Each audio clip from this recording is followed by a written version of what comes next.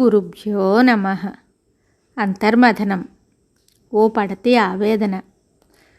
అంతర్మథనం అంటే లోపల మదన పడటం. ఏ విషయం అయినా, మంచైనా చెడైనా, దాని గురించి లోపల కొంత విశ్లేషణ జరుగుతుంది. ఎలా చేయాలి, ఎలా చేస్తే ఆ విషయానికి న్యాయం జరుగుతుంది, లేదా ఆ వ్యక్తికి మంచి జరుగుతుంది మొదలైన విషయాలపై లోపల కొంత తర్జన భర్జనలు జరిగి అప్పుడు నిర్ణయం బయటికి వస్తుంది. ఈ అంతర్మథనం విషయంలో స్త్రీలు ఒకలా, పురుషులు ఒకలా ఆలోచిస్తారు. ఫలితం ఒక్కటే అయినా వారి ఆలోచన విధానం వేరు. పురుషుని కన్నా స్త్రీకి ఈ విషయంలో ఒత్తిడి ఎక్కువ ఉంటుంది. ఎందుకంటే ఆమె అన్ని కోణాల్లోనూ ఆ విషయాన్ని విశ్లేషిస్తుంది. ఒక ఊరిలో ఒక మధ్యతరగతి కుటుంబం ఉంది. వారికి 2 పిల్లలు. న్యాయంగా చెప్పాలంటే ఆ కుటుంబానికి సుఖ సంతోషాల కన్నా కొంచెం కష్టాలే ఎక్కువ అని చెప్పాలి. కానీ కష్టం లేని వారెవరూ ఉండరు.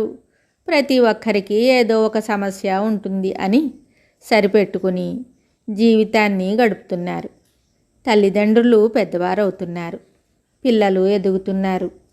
వాళ్లకు పెళ్ళి పేరంటం చేయాలి కదా అని ప్రయత్నాలు మొదలుపెట్టారు. వారికి పెద్దగా ఆశలు, కోరికలు లేవు. పిల్లలకు లేవు. ఉన్నా పెద్దవారి పరిస్థితి చూసి ఈ పిల్లలు చెప్పే ధైర్యం చేయలేదు. మంచి కుటుంబం నుంచి పిల్లల్ని తెచ్చుకోవాలని అనుకున్నారు. కానీ మంచి మనకు కనపడదు కదా. మనం ఏ దృష్టితో చూస్తే వాళ్ళు అలానే కనపడతారు. అలాగే వీళ్ళు వాళ్ళని మంచివారుగా భావించి అల్లుడిని, కోడల్ని తెచ్చుకున్నారు. ఆ తర్వాత కానీ వాళ్ళ మంచి చెడ్లు వీళ్ళకి తెలిసి రాలేదు. అప్పుడేం చెయ్యాలి? రాజీ పడి బ్రతకాలి. అలాగే బ్రతికి ఈడుస్తూ ఉన్న పరిస్థితులు చాలా దారుణాతి దారుణంగా మారాయి. పెనం మీద నుంచి పొయ్యిలో పడ్డట్టు అయ్యింది పిల్లల జీవితం. అది చూసి పెద్దలు కంటతడి పెట్టని రోజు లేదు. ఈ పెళ్ళిళ్ళ వల్ల ఎవరికీ సుఖం లేదు. పెద్దలకి లేదు, పిల్లలకి లేదు, వాళ్ళకు పుట్టిన వాళ్ళకి లేదు. ఈ సమస్య మన చెయ్యి దాటిపోయింది. ఏం చెయ్యాలో తెలియని అశక్తత. భగవంతునిదే భారం. మనం ఎప్పుడో ఏదో కర్మ చేసి ఉంటాం. లేకపోతే మన చుట్టూ ఇన్ని సమస్యలా, వీటికి మన చేతుల్లో పరిష్కారమే లేదా అని వాపోవటం తప్ప చేయగలిగింది ఏమీ లేదు.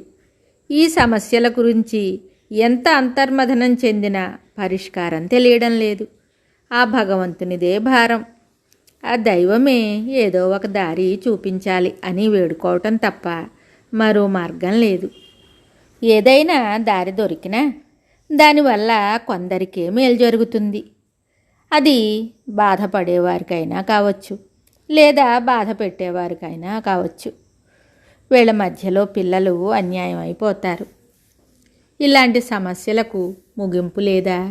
ఏదైనా పరిష్కారం దొరుకుతుందా? ఏమో ఆ దైవమే చెప్పాలి. ఎందుకంటే ఇలాంటి వాళ్ళని కలిపేది, ముడివేసేది ఆ దైవమే కాబట్టి పరిష్కరించవలసింది కూడా ఆ దైవమే. మనం నిమిత్తమాత్రులం అని సరిపెట్టుకోవాలి. దేవుడు మంచివాళ్లకు చెడ్డవాళ్ళని, చెడ్డవాడికి మంచివాళ్ళని కలుపుతాడు. ఇదే విధి వైపరీత్యం అంటే. మంచివాడికి జీవితంలో సుఖం ఉండదు, చెడ్డవాడికి అంతా సంతోషమే. ఇదేమి దైవ నిర్ణయమో, విధివ్రాతో ఎవ్వరికీ అర్థం కాదు.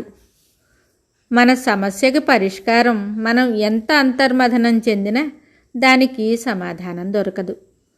నీళ్లల్లో కట్టిలా మన జీవితం అంతులేని ఆవేదన అనే వరదలో కొట్టుకుపోవలసిందే. మరో మార్గం లేదు. మంచికి మంచి తోడవటం చాలా అరుదు. చాలా తక్కువ మందికి ఆ అదృష్టం దొరుకుతుంది. మనకు ఏమాత్రం ఉపశాంతి దొరికినా దేవుడున్నాడని తృప్తి పడతాం. లేకపోతే మన కర్మ ఇంతే అనుకుంటాం. ఎవరైనా సరే ఆ దైవంపై భారం వేసి జీవితాన్ని గడపవలసిందే. మనకు కష్టం వచ్చినా, సుఖం వచ్చినా ఇదే మన ప్రాప్తం. మనం మన మనస్సులో ఇంత అంతర్మథనం చెందుతూ ఉంటే మనలోని దైవానికి ఈ విషయం తెలీదా? ఒకవేళ తెలిసినా మన ప్రారంధానికి మనల్ని వదిలేశాడో ఆ దైవానికే తెలియాలి. శుభం.